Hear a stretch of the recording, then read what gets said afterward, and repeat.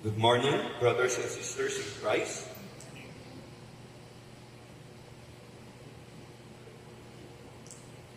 What kind of Christianity do we carry? We call ourselves Christians. Many in this world would readily identify himself as a Christian from proclaiming to the people out there, such that sometimes it becomes an in thing. It's something people of this world celebrate with. Recently, we have some politicians, because it's election time, some politicians readily confess or identify himself as a believer. But upon a closer look, his life is more of an unbeliever, such that it actually brings shame to the word Christianity. A lot of these people would take the gospel and try to squeeze Christianity into their world. What real Christianity is after we have understood completely what the gospel really is. It commands us, it demands that we present ourselves as slaves for Christ, willing to follow our Lord and God. And so we actually submit to His world. We enter His world. We become His subjects. So, how do we distinguish real Christianity in this world? A lot of people would profess they're believers, especially the artists, the singers, the actors, the politicians. Well, you look at their life. Did they just bring Jesus into their world? Adding Jesus into their world while they still continue to enjoy their world? Or did they enter the world of Jesus, submitting to Him and bowing to Him, to worship Him, to glorify Him? Our text for today is found in John chapter 3, verse 1 to 21. It's the famous encounter of Nicodemus. Nicodemus went to see Jesus. Now, Nicodemus is often seen, portrayed as a very courageous Pharisee who risked going to Jesus at night to know more about Him. So ever since I became a believer back in college, I've heard of many sermons about Nicodemus, portraying him as someone to be followed. That he risked everything going to Jesus at night to know more about Him. But careful reading of the passage in John chapter 3 reveals quite the opposite. Again, this world, the churches have been trying to portray Nicodemus as someone that is good, and every one of us should follow him. But again, careful reading of our passage reveals quite the opposite. We have to consider in our text how Jesus responded to Nicodemus and how their conversation went. Many times, Jesus would commend, would appreciate a person if that person is worth commending. He is not short in giving praise to people. He would praise people for their faith. He would announce to people how this faith of the person is good. But we don't see that in our text for today. Jesus has no praise for Nicodemus. Again, understand that Jesus is very quick to give honor, to give praise to people who deserve it. But we do not see that in their conversation. Maybe it's because two other times, twice recorded appearance of Nicodemus portrayed him as somehow helping Jesus. One time, the enemies of Jesus is plotting against him, and Nicodemus, being part of that group, being part of the Pharisee, tried to prevent the attack of these people concerning Jesus by just asking one question. Does the law condemn that person without us looking into the matters well?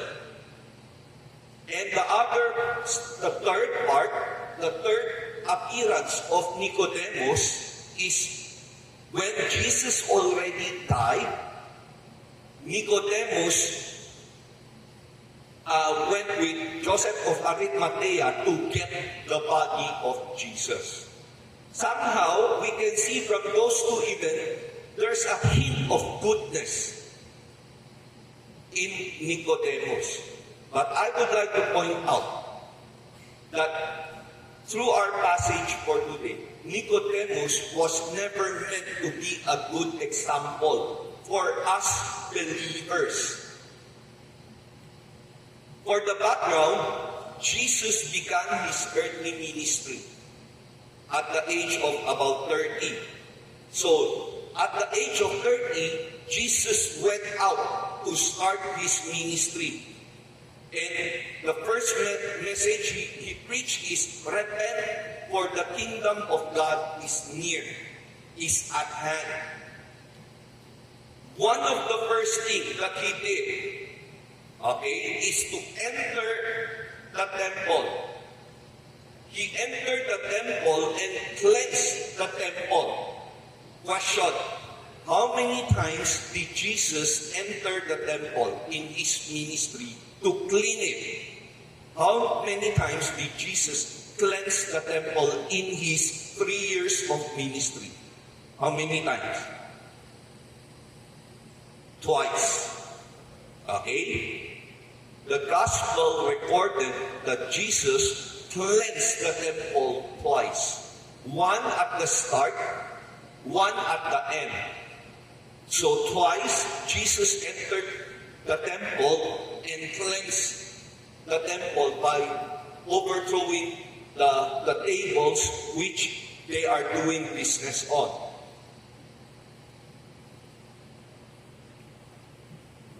Understand, why did Jesus enter the temple? To clean the temple. During that time, the temple was corrupted. It's supposed to be a place of worship of God. But somehow, because of the system, the temple was corrupted into a money-making business. Understand the culture that you are required to go to Jerusalem and offer sacrifices. You come from the United States, therefore what money do you bring? Dollar. Right? You bring in dollar, but the temple requires that the coins used inside the temple should have no face in it, no idols. Alright? No human face. And so they use a different coin or they use a different money.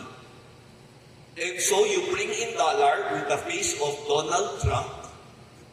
You're not able to use that to buy the things that you need for sacrifice to God. So you do exchange, money exchange rate. And so the people who govern the temple found a way of earning money, business. Now, question, why did Jesus cleanse the temple twice? he was actually going against the corrupt system, business system of that time, and the religious system.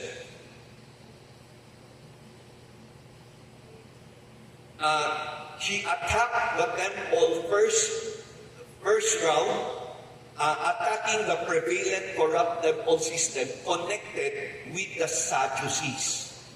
Okay? I want us to understand, during that time, there are groups of religious people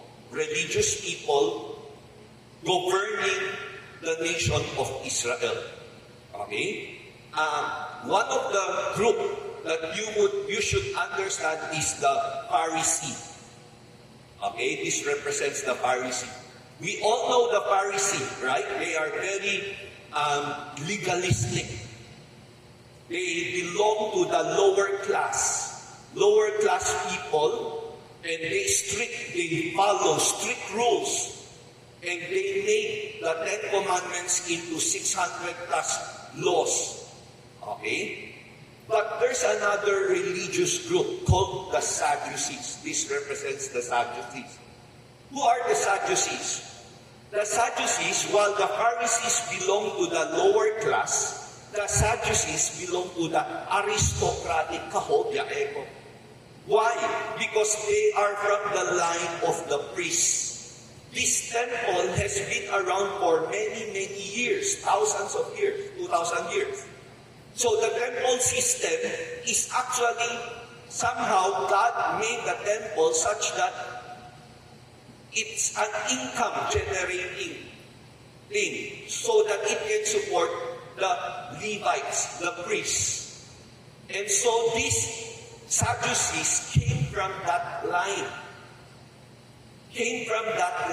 And so suddenly they control the temple, and they allow the people to come in and do business, set up business table, and they get the money, they get the earnings. So they're getting rich. Weird thing, a very weird thing, we call the Sadducees. They consider themselves religious teachers. Okay? They consider themselves religious teachers, and yet they do not believe in angels. They do not believe in life after death. So when they die, they think they just float around. They cease to exist. They don't have any idea of life after death. They don't have angels. Very weird that you profess to be a worshiper of God, and yet you do not believe in angels. You do not believe in spiritual things. And because of that, they have learned to become an aristocratic group. We're rich. We control the temple. We enjoy life. We have very close ties with the government, with the politicians. So understand that there's three groups, no? The other one is Essenes. The Essenes are just quiet group of religious teachers copying the Old Testament in caves. So we don't read of them too much in the Bible. We read of Pharisee belonging to the lower class, very devoted, and the Sadducees. The Sadducees who control the temple belonging to the higher class market. They're rich, while the Pharisees are not that quite rich.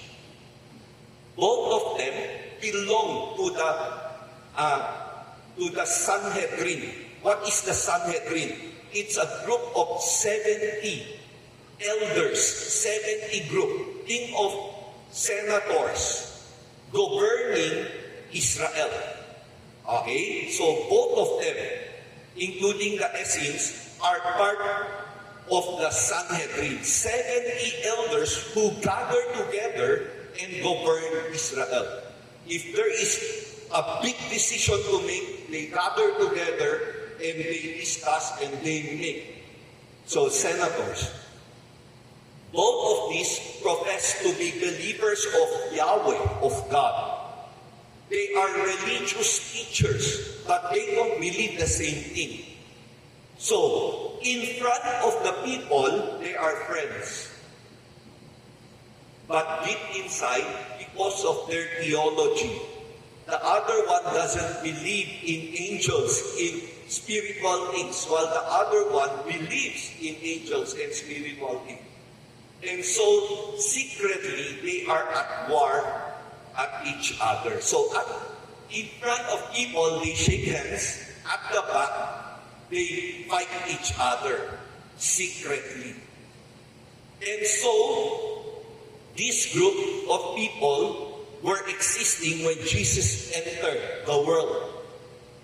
So, question, when Jesus first entered the temple and cleansed the temple, overturning tables, question, who got mad? Who got mad? Who was affected? The Sadducees. Because they control the temple. They get money from the tables, from the business. So they were affected and they got mad. Who's happy? The Pharisee. The Pharisee said, oh hey, who is this? So if you see someone who fought your enemy, what would you do? Recruit him, right? Recruit him. And that is actually what is happening here. Why did Nicodemus went to see who Jesus? Okay? So, again, Jesus attacked the temple system connected with the Sadducees, which are the enemies of the Pharisees. So this initial act became a welcoming thought to the Pharisees. They think they have a new ally. Whenever the Bible writes our passage for today, how many times do you see the kingdom of God boxed in blue? Twice. Okay? Now listen. Whenever you read the Bible, especially in the New Testament, whenever you see kingdom of God, it should be clear in your mind. You should have a worldview that the Bible wants us to understand the next few verses with. It's a kingdom. There's a king. There's a land. There are subjects, lang po, there are people under that kingdom, under that king, and there is a rule, a government. There is a constitution, there are laws to govern. So the king governs, has laws, has commands for the people of the land. So 4 things: king, people, land, and the constitution, the law. So, Jesus mentioned the kingdom of God twice. Meaning, we should read it in the context of understanding these 4 things. And so, look at our passage for today. It has a contrast. It has parallel contrast. First contrast is darkness, night, versus light. Look at the passage. It's full of night. Nicodemus went to see Jesus at night. And then there's darkness. There's the word darkness. Versus Jesus presented later as light. You see, the Pharisees think themselves as we are religious teachers of Israel. Therefore, we belong to God. We belong to the world of God. So, in actuality, what the Bible would tell us, or what Jesus would tell us is, no, you belong to this darkened world. You belong to the evil world. That's why Jesus also attacks the Pharisee. Because the Pharisees are corrupt. They are evil. They're making it hard for the people to come to God. They are legalistic. So, all the while, Nicodemus thought he belongs to God. And he wants to bring Jesus into his world. So, Nicodemus came at night. Why did Nicodemus went to see Jesus at night? There are three possible scenarios, reasons why. Possibly, first, he was sent by his group, by his sect, the Pharisee, to recruit an ally. Right? Because he heard the Sadducees and the Pharisees saw him, he has so many followers. Maybe we can get him to our group and join forces and fight against the Sadducees. So that's the first scenario, to recruit an ally. Second, maybe to keep his meeting private and uninterrupted. Why? Because during the day, there are many people surrounding Jesus. He wants to have a question one-on-one with Jesus. And so he wants more time with him. And so he wants a private meeting. That's why he went at night. The third is he belongs to the Pharisee, and somehow the teachings of Jesus seems to be a little bit different from what they're teaching.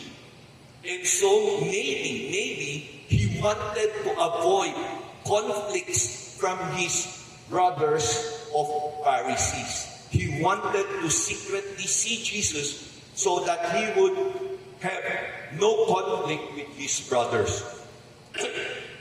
But look, in our passage, Jesus undeniably used the figure of night with worldly darkness. You may reason to me, Pastor, you're reading too much into the text. He went at night, that's it, kape lang. Wala, gusto niya kape. Why are you putting spiritual things into that night, into that darkness, into that night? Well, because it is Jesus who connected darkness with night. Jesus purposefully connected the darkened world with night. And so, Jesus undeniably used this figure of night with the worldly darkness and evil as contrast to the light of day. Jesus, talking to Nicodemus, presented his first contrast. There's this dark world. You are asking me to join you. Well, I cannot join you because both of you actually belong to this world. You seem to think that you are different, that you belong to God, but no, both of you belong to this corrupted world. And that's the reason Jesus had to enter the second time to cleanse the temple. The second time he cleansed the temple, this time he angered the Pharisee. So the Pharisee and the Sadducees, because of the two times he cleansed the temple, came together and crucified him. He made enemies of both because they belong to this darkened world. What Jesus is actually saying, you're asking me to join you? Well, that's not how I do things. I'm actually here to show you another kingdom. This time around, I'm actually asking you to join this kingdom. Instead of me joining you, you should join my kingdom. Understand? So, John chapter 1 verse 4, earlier chapter from our passage. In him was life, And this light was the light of men. And light shines in the darkness, but the darkness did not understood it. The true light that gives light to every man was coming into the world. Jesus is the light coming into the world. He was the light of the world, though the world was made through him, the world did not recognize him. Next contrast. Nicodemus said in verse 2, he came to Jesus at night and said, Rabbi, we know, knowledge, we know you are a teacher who has come from God. For no one could perform the miraculous signs you are doing if God were not with him. But going down to verse 10, Jesus said, you are a teacher, you are Israel's teacher. Okay, you know a lot. You know the whole Pentateuch. You can memorize the first 5 books of the Bible. Genesis, Exodus, Leviticus, Numbers, Deuteronomy. Wow! No. You only know. You only know, but you do not understand. So that second contrast is know and understand and believe. These people only know. They do not understand. They do not believe. So that's the contrast. Knowing and understanding and believing. As Christians, we're just not here to know about God. We are to understand what it is and really put out our lives in Him. A lot of the people, a lot of the Christians today, they know and they profess, oh, I'm a believer. I joined this church. But do you see it in their life? Do they really understand? Why is it that they continue to gossip? They continue to slander people? And so we look at the politicians in national TV saying he is a believer and yet very bad mouth, bringing shame to Christ. Why? Because they don't really understand the gospel. They don't really believe. What they're doing is putting Jesus into my world.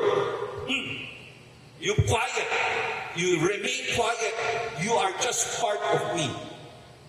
That's how the world, that's how Nicodemus first was trying to put Jesus into his world, into their world. Join us.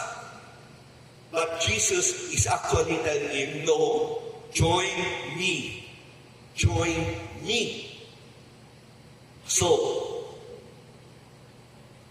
Jesus, Nicodemus said, we know, we know, why? Because it is based on worldly and physical things. They saw the miraculous signs. Wow, Jesus can perform miracles. Therefore, we know He is from God. If that is your basis, because you saw miraculous signs, guess what? We are nearing the end of age. I think within the next few months, within the next very few years, we will see someone performing great miracles. The Bible says to deceive even the Christians. He will deceive the whole world. Who is that? Satan. The Bible says Satan can perform miraculous signs, even to the point of deceiving the elect. Matthew 24:24, Revelation 13:13, and Revelation 16:14. The Bible again and again says the world keeps on looking for miraculous signs. Guess what? Satan will perform great miraculous signs to deceive the world. So that is not how we know about God. And Jesus somehow looked down on Zacchaeus because he said, "You are Israel's teacher. You call yourself Israel's teacher. You're supposed to be experts of spiritual things, and yet you don't know. You don't understand." 1 Samuel chapter 10 verse 6. "The Spirit of the Lord will come upon you in power. You will prophesy with them, and you will be changed into a different person." So, Nicodemus couldn't understand how can a person become a new person? How can he become a new creation, new being? How can he be born again? Well, it's in 1 Samuel in the Old Testament, which he was supposed to be an expert of. God already said, you will be changed into a different person. Isaiah, in the Old Testament again, Isaiah 32 verse 15, "Till the Spirit is poured upon us from on high." So again, the Holy Spirit will come upon us, prophesied in Isaiah chapter 32 verse 15. Ezekiel, again in the Old Testament, 36 verse 25, "I will sprinkle clean water on you, and you will be clean. I will cleanse you from all your impurities, from all your idols." Joel chapter 2 verse 28, "And afterward I will pour out my spirit on all people. Your sons and daughters will prophesy. Your old men will dream dreams, and your young men will see visions." All these are in the Old Testament, which Nicodemus, being a Pharisee, should have been an expert of and understand and believe that God will do something great, changing people into a new being. And yet he doesn't understand it. Nicodemus should not just know Scripture, but understood and believed it. Jesus is not mainly Jesus is not mainly confirmed by miraculous signs, but by understanding Scripture and Old Testament prophecies. His fulfillment of all these Old Testament prophecies. It's a very dangerous thing for a Christian this age, and even in the past, to keep on asking for miraculous signs so that they would believe.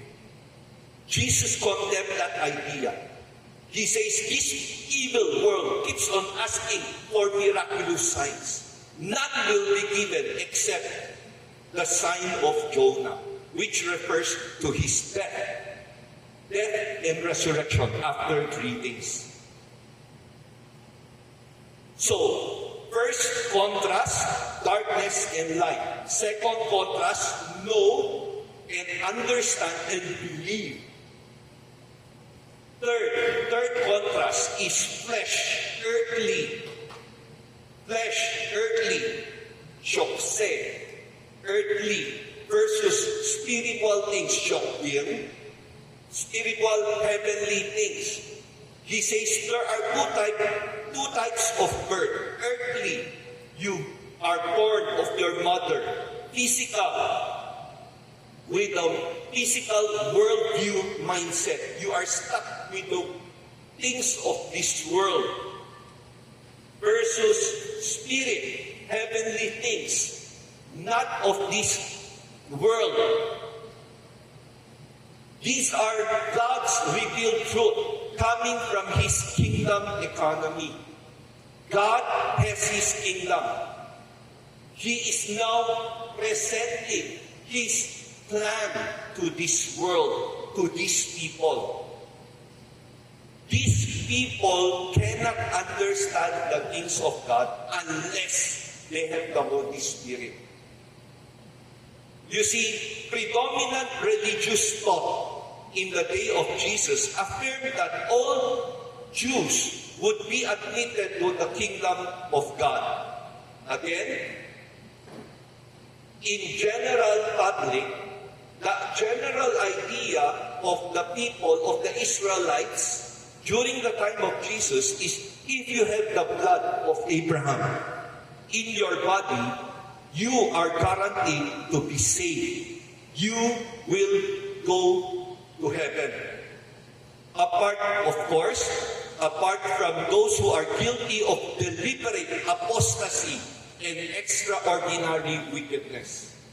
Okay? If you say, I don't believe in Yahweh, I hate Yahweh, of course, even though you are a Jew, you will not enter heaven.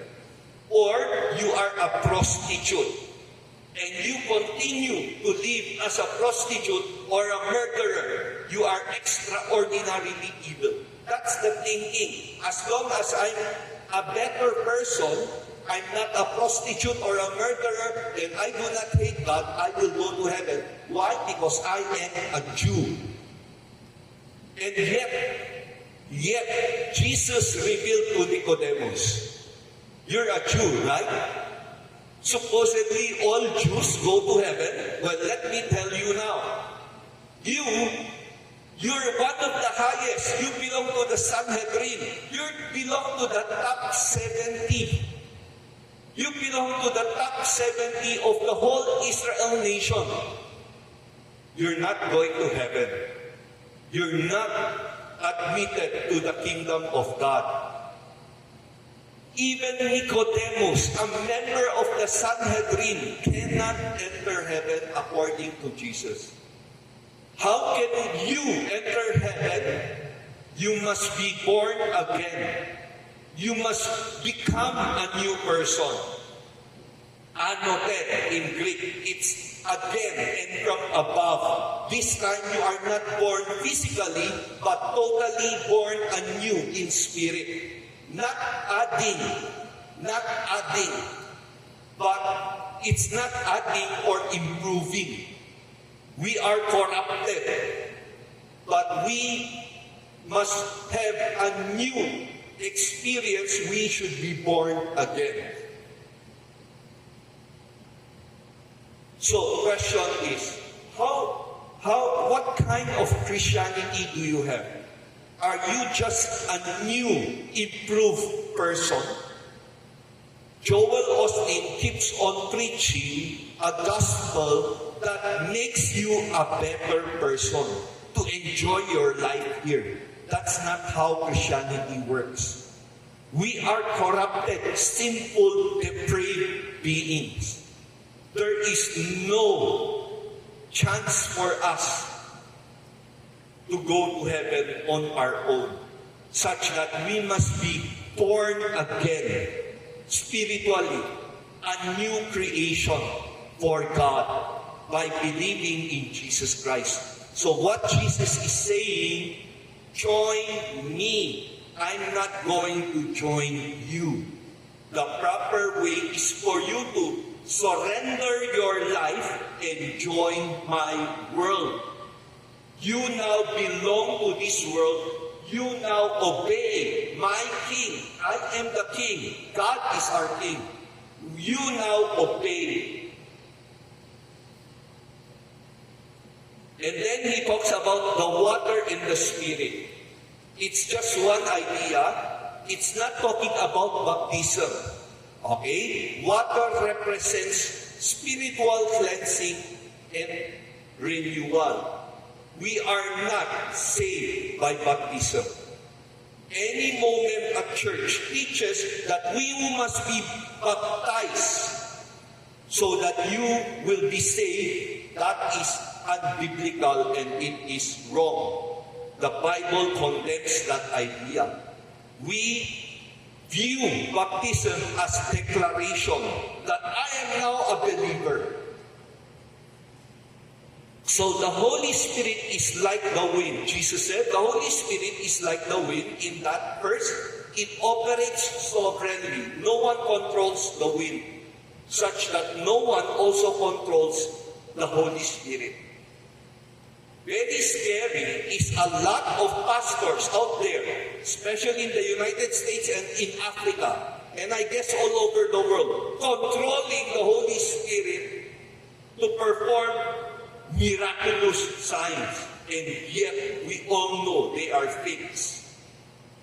No one controls the Holy Spirit. First, Jesus says, the Holy Spirit is like the wind such that it operates sovereignly. No one can control it. Second, we perceive its presence by its effect. We can see the Holy Spirit by the changes in the life of a person. Because the Holy Spirit is present in the believer, enabling him to live a godly life, we can see, the Holy Spirit is in you. Not by speaking in tongues, not by doing miraculous things, but by seeing that the person is changing to become godly every day. Third, it cannot be fully explained. We cannot explain how the Holy Spirit works. To this world, truth comes when it can be explained by logic and scientifically. Jesus can affirm spiritual truths because he has seen it. The people of this world tells us, until I can explain it logically and scientifically, I will not believe it. Are there angels? Can you present evidence? Can you present it scientifically, logically? If there is not, therefore it doesn't exist. That is how the world functions. But Jesus is telling you that there are angels, there are spiritual things. Why? Because he has come from that place. He knows, he has seen it. He came from heaven. And he is the very source of truth. He is truth. He is the very source of truth. So how do we respond to all this revelation? Through the meetings of Nicodemus and Jesus.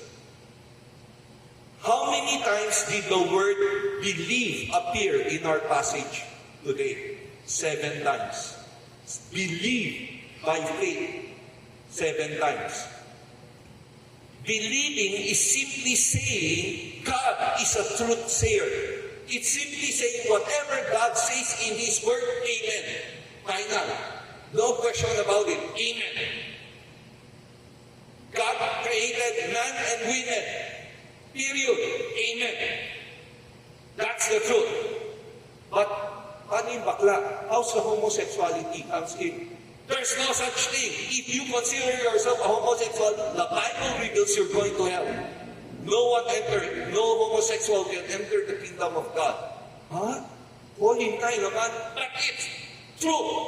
Again, true. Believe. To believe is simply say whatever God said, amen. No question. We do not fight about it. Believe in something may be illogical, unexplainable. But because God said it to be so, period. Amen. My mother used to tell me, knowing that I'm a pastor, and I have an unbelieving brother. He is trying to tell me to Kai Xiao, someone from my church, to my brother, still single in the U.S. And so I tell her, I cannot do that because the Bible says, do not equally yoke yourselves with unbelievers, right? So, my brother is an unbeliever and I cannot bring a sister in Christ to meet him. You know her logic, which is the logic of this world. Logical. Why would you not allow, why would the church not allow the unbeliever to meet someone, a member of your believer, and get him into your church? wouldn't that increase the number of the church? Just imagine all the believers, young singles here. Go look for unbelievers so that we would grow in numbers. It's anyway. According to the worldly idea, that seems good, right? Kailang no? But God said no. No. But it doesn't make sense. No. You trust me in this. This is the truth. You cannot. And we've seen, being a pastor, all these years, we've seen the effect of people getting an unbeliever into the church. It doesn't really work. More than 90% of the time, you will be the one to be drawn outside, not you bringing that person inside. And so, believe, because God said it to be so, even though it doesn't seems to be logical and it cannot be explained. Amen. Period. It should be believed. We respond by faith. We come into the light. We go into the light. Transfer. The question right now is, when you became a believer, did you transfer citizenship? Did you transfer your allegiance to this king, to this world? To live according to the spiritual truths of God. To live according to the constitutions, to the laws, to the commands of God. The result, if you believe according to Jesus, you have eternal life. Eternal life means quality in God's presence rather than time. It focuses on the quality. Eternal life is you are enjoying God's presence for eternity. Even for a moment, if you enjoy God's presence, that's the best thing. But you will enjoy it eternally. And you will not be condemned. God will not condemn you because your sins have already been forgiven in Jesus Christ. You will not perish. You will not experience spiritual death. You will not go to hell. But the second reaction to these revealed truths of Jesus Christ, you reject. You reject this truth. Why? Because this world loves evil. The word used here is worthless. You love this world. The Bible, Jesus calls you worthless. Bottom in. Walang kwenta. You are worthless. Because you love evil. And this world hates the light. This world hates the light. Sometimes I'm with my classmates in high school. We gather together. And because they know I'm a pastor, when I go into the room, suddenly there's this awkward moment. There's quietness. Why? Because they were throwing green jokes and they were cursing each other, laughing loud.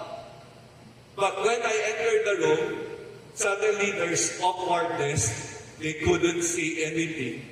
And slowly they try to control their words. And after 1 hour, there's one word that will come out of cursing. That's one word, cursing. And then they will look at me. And so they feel, medyo okay lang, nakalusot. And so, for the next few hours, it would grow and grow and grow and go back to the original. You see, this world hates the light. Why? Because it's controlling them. They cannot function normally. Again, this world rejects the truth. It loves evil, worthless. It hates the light. It fears that their deeds will be exposed. The result, they will perish. Jesus said, this world will perish. And it is already condemned. It stands condemned already. John chapter 1 verse 1. Yet to all who receive Him, to all who receive Jesus Christ, to those who believe in His name, He gave the right to become children of God. Children not born of natural descent, nor of human decision, or a husband's will, but born of God. So as a conclusion, through the conversation of Jesus with Nicodemus, Jesus showed dismay. Jesus showed dismay for Nicodemus understanding spiritual truths and his responses. Jesus ridiculed him and said, "What? You call yourself Israel's teacher, spiritual teacher, and yet you do not understand all these things?" Now, we don't know if eventually Nicodemus believed, as he secretly protected Jesus in chapter 7, again with one question, without revealing that he is a believer, and also helped bury his body, the body of Jesus, with Joseph of Arimathea. That's the three appearances of Nicodemus.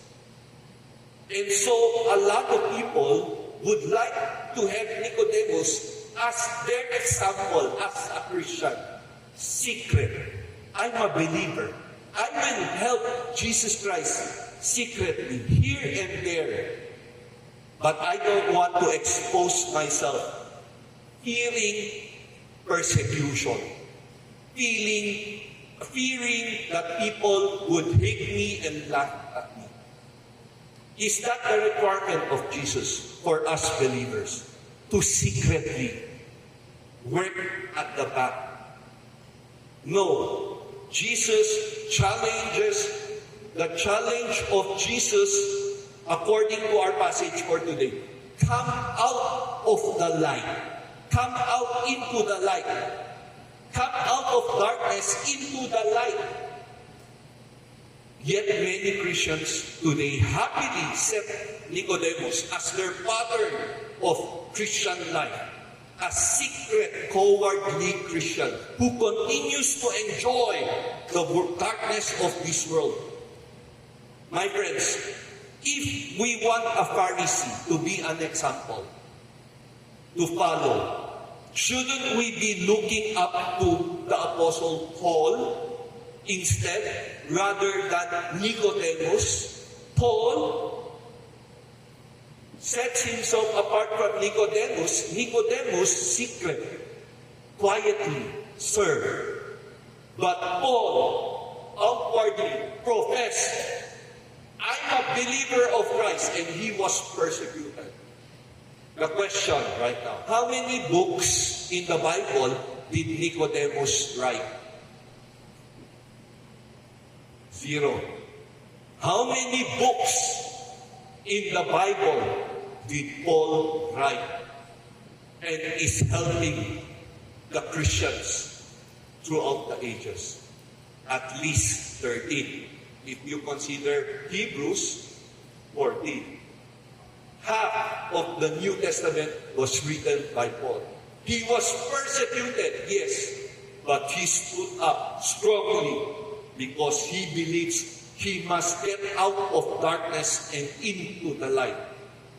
He suffered greatly for our Lord and His glorious gospel. So let me end with Philippians chapter 3, verse 4.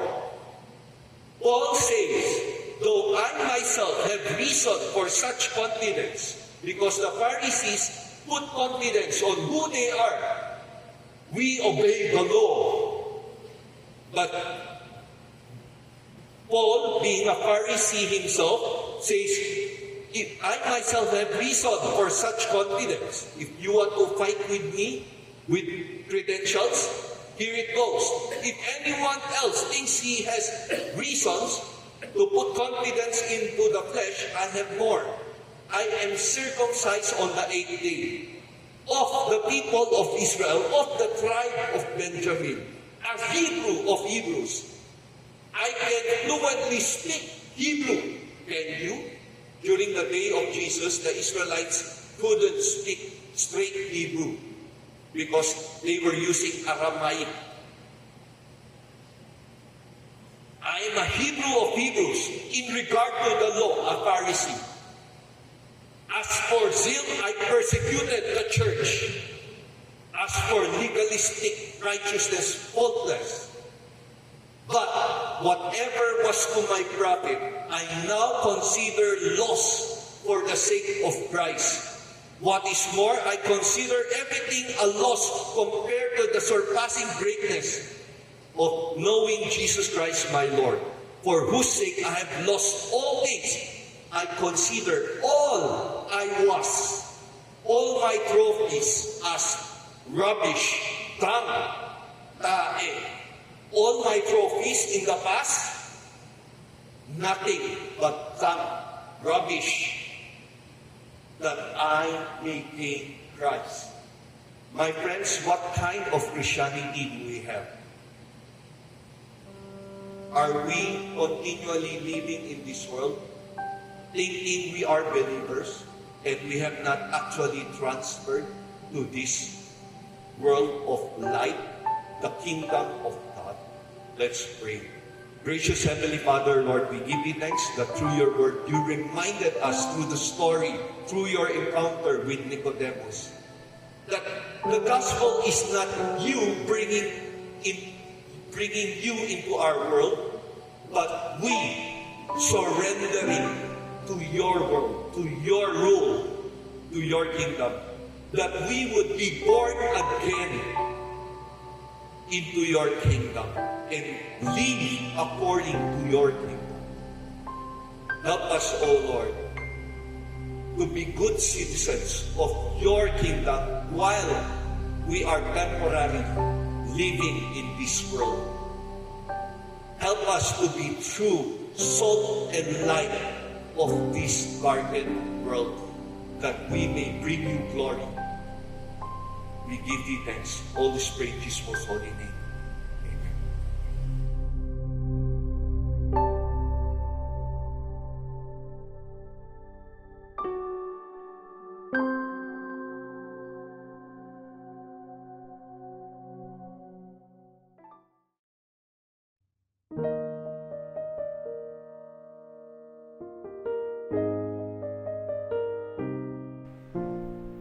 Let's sing this song and let's declare that Christ is our hope. In Christ alone, my hope is found. He is my light, my strength, my song. This cornerstone, this solid ground, firm through the fiercest drought and storm. What heights of love, what depths of peace, when fears are stilled, when striving cease. My comforter, my all in all, here in the love of Christ I stand.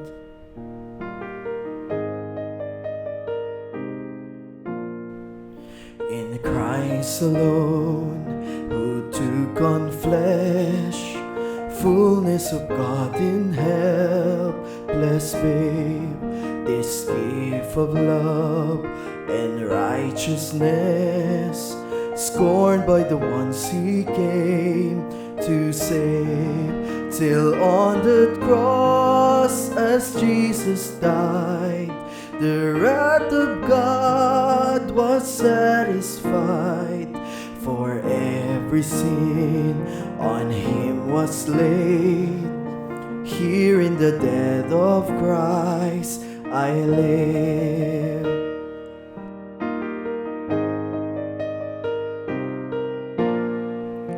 There in the ground his body lay, light of the world by darkest slain, then bursting forth in glorious day, up from the grave he rose again, And as he stands in victory, since curse has lost its grip on me, for I am his and he is mine, bought with the precious blood of Christ.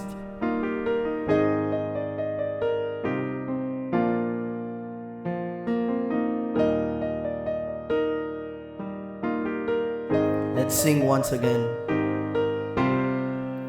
No guilt in life, no fear in death.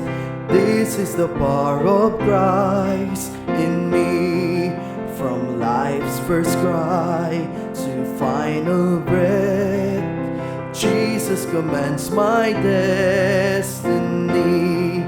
No power of hell, no scheme of man can ever pluck me from his hand till he returns or calls me home. Here in the power of Christ I stand. No power of hell, no scheme of man can ever pluck me from his hand till he returns or calls me home. Here in the power of Christ I stand till he returns or calls me home. Here in the power of Christ I stand.